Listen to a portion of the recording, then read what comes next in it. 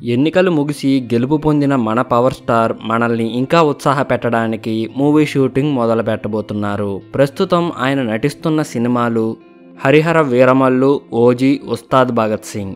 అయితే హరిహర వీరమల్లు సినిమా యొక్క shooting already 50% ముగిసింది. తన చేతిలో చేయడానికి 3 సినిమాలు లైన్లో ఉన్నాయి. ముందుగా హరిహర వీరమల్లుకే పవన్ కళ్యాణ్ గారు డేట్స్ కేటాయించారట.